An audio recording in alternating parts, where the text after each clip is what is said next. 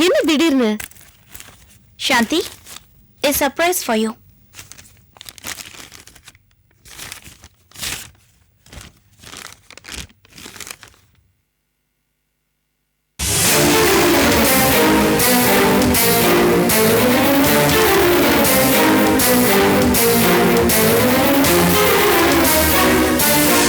இது அபிராமி இண்டஸ்ட்ரீஸ்ல இருந்து எனக்கு வந்த அப்பாயின்மெண்ட் ஆர்டர்.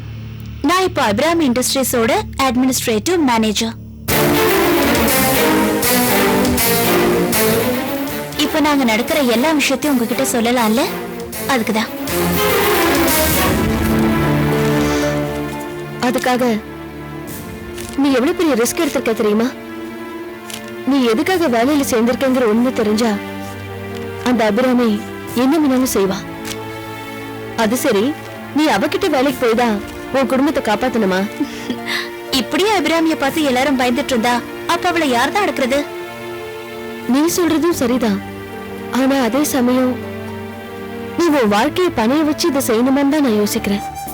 சாந்தி, நீங்க கணவரால கைவிட்ட போதும் அவங்க குடும்பம் நல்லா இருக்கணும்னு நினைச்சு அதுக்காக எல்லா முயற்சிகளும் செய்றீங்களே, அதுக்கு முன்னாடி நான் செய்யறதெல்லாம் ஒண்ணுமே இல்ல.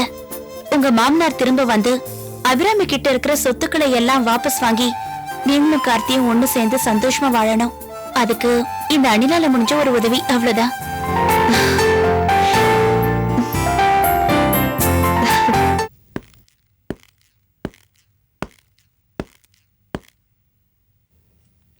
கோவிந்தா, கோவிந்தா, கோவிந்தா.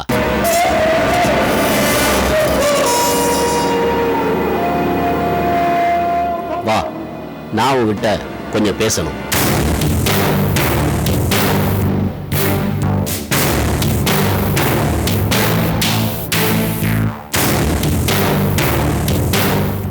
என்ன கோவிந்தா, சௌக்கியமா இருக்கியா? இல்ல, என்னத்த சௌக்கியம், ஏதோ இருக்கேன். உன் உயிருக்குயிரான தோஸ்து உன் கூட இருந்தானே, எங்க இருக்கான்? அதான் போயிட்டானே. செத்து போயிட்டான், வாஸ்தவம் தான். ஆனா அவனோட மரணம் இயற்கையானதா, கொலையா? என்கிட்ட கேட்டா எப்படி சார் தெரியும்? நாங்க 2 பேரும் ஒரே ஊரு, ஒன்னா இருந்தோம், அவ்வளவுதான் சார். அவ்வளவுதான் நீ சொன்னா நான் நம்பிடுவனா? சார், நானே என் நண்பன் போயிட்டான், தனியா இருக்கமேன்னு நொந்து போயிருக்கேன். நீங்க வேற. உன் நண்பன் கூட நீயும் போகணுமா? அவ்வளவு பாசமா? என்ன சார் மிரட்டுறீங்களா? டேய், உன்னை மிரட்டுறதுனால எனக்கு என்ன லாபம்? நான் என்ன உங்ககிட்ட கந்து வெட்டிக்கா பணம் வாங்கியிருக்கேன்? என்னது, கந்து வெட்டியா? என்னடா கந்து வெட்டினா இப்படி பயப்படுற? எனக்கு என்ன பயம்? எனக்கு ஒண்ணு இல்லை சார். உனக்கு வேணா பயம் இல்லாம இருக்கலாம். உன் நண்பன் சாவுல மர்மம் இருக்கிறதாவும் உன் மேல சந்தேகம் இருக்கிறதாவும் எங்க போலீஸ் டிபார்ட்மெண்ட்ல ஒரு பேச்சு அடிபடுது. என்னது? ஆமா, போலீஸ் உன் மேல சும்மா சந்தேகப்படாது. கொஞ்சமாவது சுமல் பண்ணாம போலீஸ் சந்தேகப்பட மாட்டாங்க. நான் ஏன் இதெல்லாம் உங்ககிட்ட சொல்றேன்னா, உன் ஊருக்கு போய் உன் குடும்பத்தை பார்த்துட்டு வந்த பாசத்துல சொல்றேன். ஜாக்கிரதையா இரு. எதுவும் எந்த நேரத்திலையும் நடக்கலாம். நீ தப்பு பண்ணவனாவே இருக்கலாம், ஆனா உன்னை பத்தி யாராவது போட்டு கொடுத்துருக்கலாம் இல்லையா? ஏதோ சொல்லணும்னு தோணுச்சு, சொல்லிட்டேன். நீ தப்பு பண்ணதுக்காகத்தான் ஜெயிலுக்குள்ளேயே வந்திருக்க.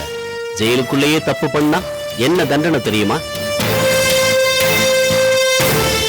திவ்யா கொலை வழக்குல நீயே நேரடியா வந்து போலீஸ்ல சரணடைஞ்சதுனால உன்னோட 7 வருட சிறை தண்டனை 5 வருடமா குறைக்கப்பட்டிருக்கு. ஆனா உன் கூடவே இருந்தவனை நீ கொலை பண்ணி இருக்கிற விஷயம் எங்க டிபார்ட்மெண்ட் தெரிஞ்சதுன்னா உனக்கு ஆயுள் தண்டனை தான். 5 வருஷத்துக்கு அப்புறம் உன் குடும்பத்தை பார்க்கணுங்கிற உன்னோட ஆசை நிறைவேறாமலே போயிடும். உண்மை என்னங்கிறது உனக்கு தெரியுங்கிறது எனக்கும் தெரியும். நீ ரொம்ப நாள் மௌனமா இருந்துட முடியாது. இதெல்லாம் நான் உன்னோட நன்மைக்காகத்தான் சொல்றேன். போலீஸுக்கு உன் மேல சந்தேகம் வலுத்துருச்சுன்னா உன் வாழ்க்கையே சின்னாபின்னம் ஆயிடும். யோசி, நல்ல முடிவெடு. நான் வர்றேன்.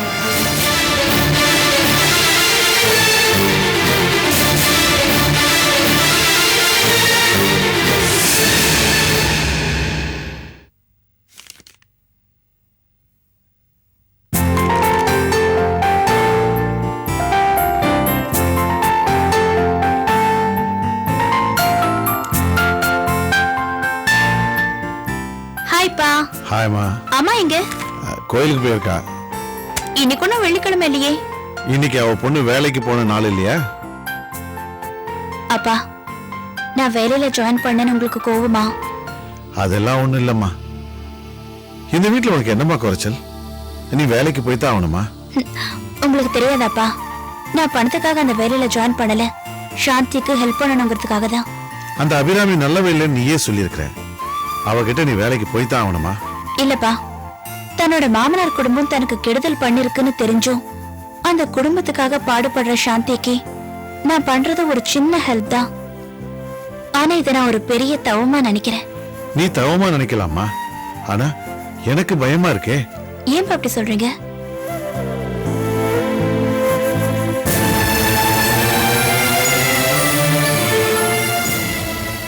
பெரிய எடுத்து விவகாரம் நமக்கு எதுக்குன்னு பார்த்தேன். ஆர்கேங்கிற ஆலமரத்தையே அசைச்சவா அபிராமி. அவ எப்பேற்பட்ட ஆளா இருப்பான்னு நீயே புரிஞ்சுப்ப. அவ எதையும் செய்ய துணிஞ்சவன். அவகிட்ட நீ கொஞ்சம் ஜாகிரதையாவே நடந்துக்கணுமா? ஆமாடி, உன்னை நான் கள்ளங்கபடம் இல்லாம வளர்த்திருக்கேன். ஆனா அந்த அபிராமி. அப்பா, கவலைப்படாதீங்கப்பா. சில தீய சக்திகள் அழிக்கணும்னா சில நல்ல சக்திகள் களத்துல இறங்க வேண்டியிருக்கு. எல்லாமே நீங்க கொடுத்த நம்பிக்கை தான்ப்பா. சரிம்மா, ஜாக்கிரதையா நடந்துக்க. நீ அங்க வேலைக்கு போகல, போராடத்தான் போயிருக்க. கவனமாயிருமா. விஷ் மீ தி பெஸ்ட் பா. ஆல் தி பெஸ்ட் மா. Thank you.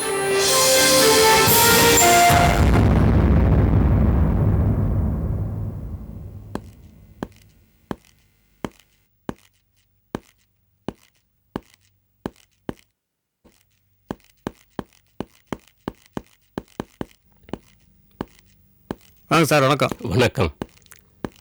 உட்காருங்க, மேடம் வந்துடுவாங்க. வாங்க லாயர் சார், உட்காருங்க.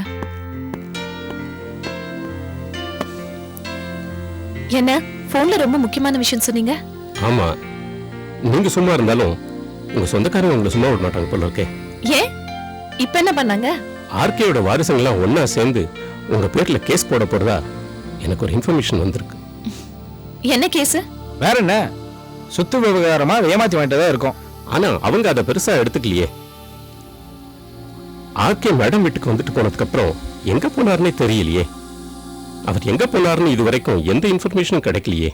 அவர் எங்க போனாரு, என்ன ஆனாருன்னு நமக்கு எப்படி தெரியும்? அதை அவங்க நம்ப தயாரா இல்லையே. இந்த விஷயத்தை லாயர் பிரகாஷ் மூலமா கோர்ட்ல ரைஸ் பண்றதா இருக்காங்க. என்ன ரைஸ் பண்ண போறாங்க? ஆர்கே நீங்க கடத்தி இருக்கலாம் அல்லது கொலை கூட பண்ணி இருக்கலாம் என்னது அப்படின்னு அவங்க முடிவு எடுத்திருக்காங்க. இந்த கேஸை நம்ம அவ்வளவு சுலபமா எடுத்துக்க முடியாது. இந்த கேஸ் எந்த ரூட்ல எப்படி வேணா போகலாம். என்ன சொல்றீங்க? இந்த கேஸ்ல ஆர்கேவை கோர்ட்ல ப்ரொடியூஸ் பண்ணணும்னு போலீஸ்க்கு இன்ஃபர்மேஷன் போகும்.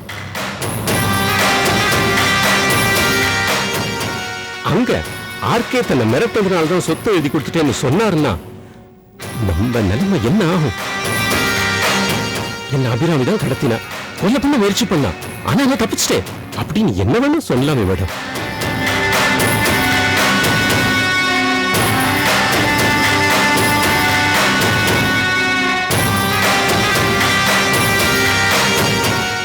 அதுக்கு ஆர்கே வந்தாதானே? மேடம், ஒண்ணு தெரிஞ்சுக்கோங்க, ஆர்கே வந்தாதான் பிரச்சனை கம்மி. ஆர்கே வரலன்னா பிரச்சனை அதிகம். அவங்க உங்களை பத்தி என்ன வேணா எப்படி வேணா இட்டு கட்டி பேச முடியும். அதை ப்ரூவ் பண்ணணும்ன்ற அவசியமும் கிடையாது. இதுக்கு ஒரே சொல்யூஷன் ஆர்கே திரும்பி வர்றதுதான்.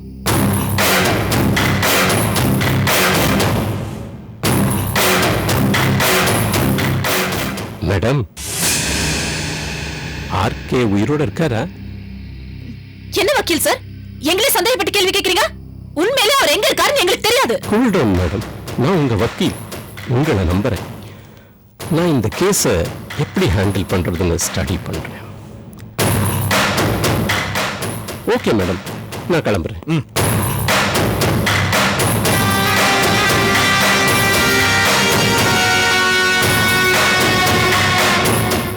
என்ன காது? தெரியல ஷாம்.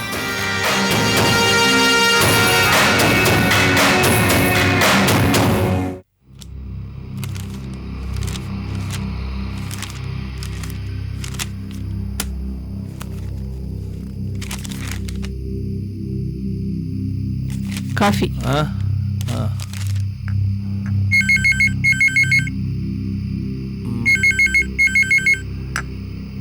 அதான் கையில காஃபி இருக்குல்ல. ஹலோ, சார் இல்லீங்களா? யார் பேசுறது? நான் ஏசி பேசுறேன். யாரு? ஏசி. குடு. காஃபி குடிங்க. நான் குடிச்சுக்கிறேன், நீ போ.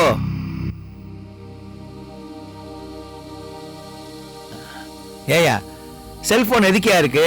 அதுல கூப்பிட வேண்டியதானே, லேண்ட்லைன் எதுக்கு கூப்பிடுற? அவசரத்துல இந்த லைன்ல வந்துட்டேன். சரி சொல்லு. நம்ம ஜெயிலர் ஒரு நியூஸ் சொன்னாரு. என்ன நியூஸ்?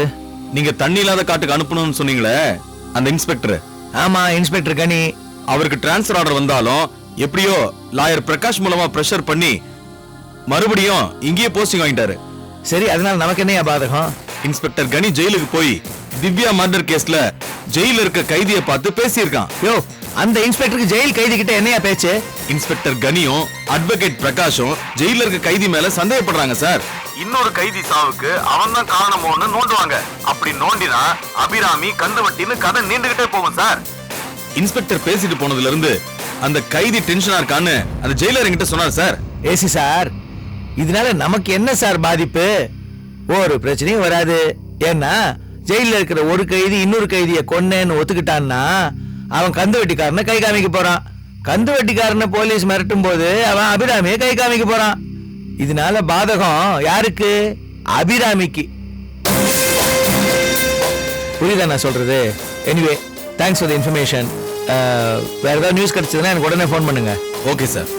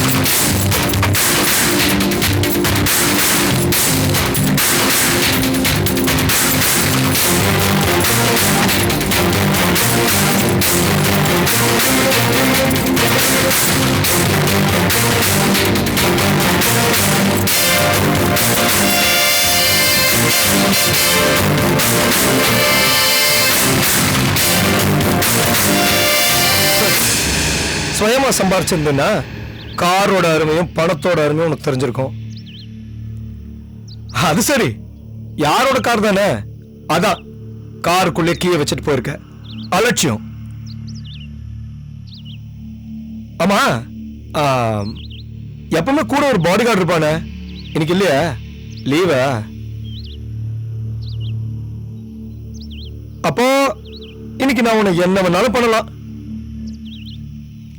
இங்க பார், நான் உன்னை அழிக்கணும்னு நினைச்சிட்டேன்னா நீ ஒரு பாடி கார்டு இல்ல 100 பாடி கார்டு வச்சிருந்தாலும் உன்னை அழிச்சிருவேன். ஏடிஎம்ல கேஷ், ஏசி, காரு, வசதியான வாழ்க்கை. நான் தெரியாம தான் கேக்குறேன். அடுத்தவங்களோட காசை கொள்ளையடிச்சிட்டு உன்னால எப்படி நிம்மதியா சாப்பிட முடியுது, தூங்க முடியுது? கார்த்திக், நீ என்கிட்ட தோத்துட்ட. அந்த கோவத்துல தான் நீ இப்படி பேசிட்டு இருக்க. நேரடியா மோதி இருந்தேன்னா இந்த கார்த்திக் யாருன்னு உனக்கு காமிச்சிருப்பேன். ஆனா நீ நடிச்சிட்ட. அந்த நடிப்பை நம்பி நானும் ஏமாந்துட்டேன். அதெல்லாம் பழைய கதை, அதை விடு. ஐயோ, இப்ப புதுசா வேற கதை சொல்ல போறியா? குழந்தைங்களுக்கு தாமா நம்ம கதை சொல்லணும். பெரியவங்களுக்கெல்லாம் பாடம் கத்து கொடுக்கணும். உனக்கு கத்து கொடுக்கறதுக்கு டைம் வந்துருச்சு. என்னது? எனக்கு நீ? சிரிக்காதடி. நான் தான். நான் மட்டும் இல்ல, எங்க மொத்த குடும்பமும். உங்க குடும்பத்துல இருக்கிற எல்லாரையும் கூட்டிட்டு வா. ஆனா என்ன எதுவும் செய்ய முடியாது. அத நீ சொல்லக்கூடாது, கோர்ட் சொல்லணும். என்ன கோர்ட்டா? ஓ, உங்களுக்கு என்கிட்ட நேரடியா மோத திறமை இல்லாம கோர்ட் மூலமா மோதுறீங்க. மோதுங்க மோதுங்க. அப்படி இருந்தாலும் ஊர்ல போறது உங்க தலைதான். பாப்போம் உங்களுக்கா எங்களுக்கான்னு. அப்பா எங்க? அவரை நீ என்ன பண்ணனு கோர்ட்ல உன்னை கேள்வி மேல கேள்வி கேட்க போறாங்க. ஒருவேளை அப்பாவே திரும்ப வந்துட்டாருன்னு வச்சுக்க, அப்ப கூட பிரச்சனை உனக்கு தான். என்ன மிரட்ரியா? மிரட்டல, உண்மையை தம்மா சொல்ற. அப்பா கோர்ட்டுக்கு வந்து அபிராமி என்ன மிரட்டி எல்லா சொத்தையும் எழுதி வாங்கிட்டா, எனக்கு இதுல விருப்பமே இல்லைன்னு சொன்னான்னு வச்சுக்க, அப்புறம் நீ நடு ரோடு தான். உன்னால என் அப்பாவை ஒண்ணும் பண்ண முடியாது. அவர் நிச்சயமா வருத்தமா போறாரு. ஒரு வேடிக்கை பாத்தியா? அவர் வந்தாலும் பிரச்சனை, வரலனாலும் பிரச்சனை. உன் வாழ்க்கை இப்படி ஆயிடுச்சே. கார்த்திக், நிறுத்துறியா? உங்க எல்லாரும் எப்படி சமாளிக்கணும்னு எனக்கு தெரியும். அதான் தெரியுது உன் சமாளிப்பு. 5 கோடி ரூபா ஹோட்டல்ல 8 கோடி ரூபாய்க்கு வாங்கியிருக்க. அப்புறம் இப்படி வாங்கின ஹோட்டல்ல அது இப்ப என் பேருக்கு எழுதி வச்சிரு. ஏன்னா எதிர்காலத்துல எனக்கு கொடுக்கறதுக்கு கரெக்டா இருக்கும். புரியுதா? இந்த உன் சாவி.